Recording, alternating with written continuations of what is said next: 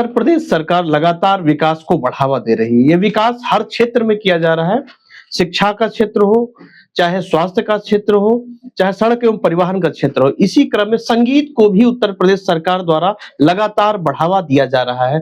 संगीत से जुड़ी जब बात आती है तो लखनऊ के भातखंडे संस्थान का नाम जरूर आता है, क्योंकि जब जिक्र होता है संगीत की विधाओं का तो भातखंडे संगीत संस्थान का नाम लेना बहुत जरूरी हो जाता है। इसी कड़ी में लखनऊ में जो एक स्थान है काकराबाद, वहां पर उत्तर प्रदेश के मुख्यमंत्री योगी आदित्यनाथ जी ने भातखंडे संगीत संस्थान का एक कैंपस बनाने की घोषणा करी है।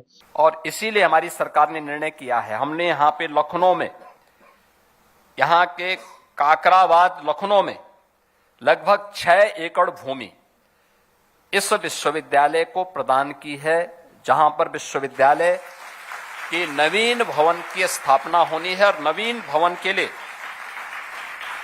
मैं चाहूंगा कि विश्वविद्यालय भी और पर्यटन और संस्कृति विभाग भी इस बात को सुनिश्चित करें कि जो भी बने वह वैश्विक यानी ग्लोबल स्टैंडर्ड का होना चाहिए, वैश्विक मानक का होना चाहिए। इसी विषय में हमारे साथ बात करने के लिए वहां की ग्राम प्रधान गरिमा सिंह जी मौजूद हैं। हम इनसे एक एक सवाल का जवाब लेंगे कि किस तरह से इस योजना को देखती हैं, विकास के इस पहलू को किस नजरिए से देखती है। जी मैम, बहुत बहुत स्वागत है आपका हमारे जनता 24/7 न्यूज चैनल में। जी धन्यवाद। मेरा एक सवाल है आपसे, आप उच्च शिक्षित महिला है, जी, गृहिणी भी है, जी, और आप घर के साथ साथ अपने पंचायत की भी जिम्मेदारी संभाल रही हैं।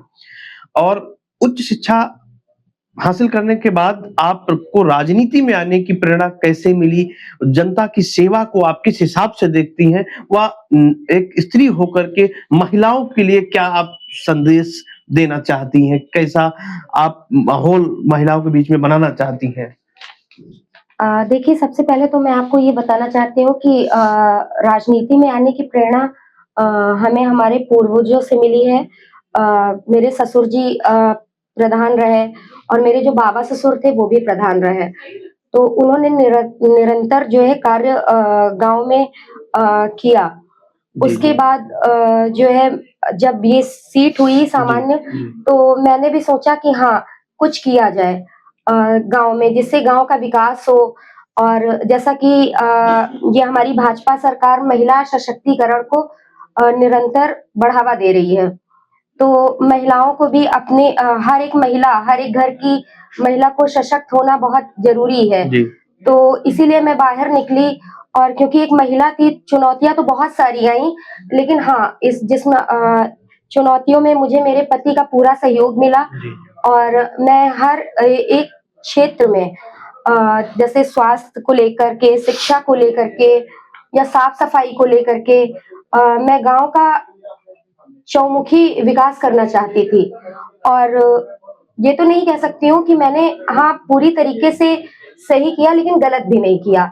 जो भी किया मेरी गांव की जो जनता थी उसने भी मेरा पूरा सहयोग किया। अच्छा, एक बात है, अभी बात जब उत्तर प्रदेश सरकार उससे तो विकास बहुत कर रही है, सड़क में, शिक्षा में, चिकित्सा में, उसी से एक संगीत क्षेत्र की अगर जब बात आती है तो आपके ग्राम पंचायत में यूपी के सीएम ने घोषणा की है कि भातखंडे संगीत संस्थान का एक नया कैंपस बनेगा।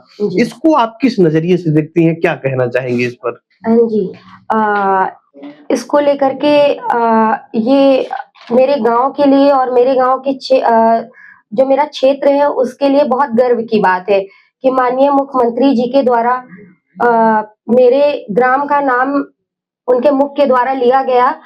और मुझे तो विश्वास ही नहीं था कि जब मैं पहली बार महामहिम जी से मिली थी तो मैंने इस चीज को बोला था कि हाँ, शिक्षा का, मेरे गांव में शिक्षा का अभाव है, कुछ ऐसा होना चाहिए कि मेरे गांव का विकास हो।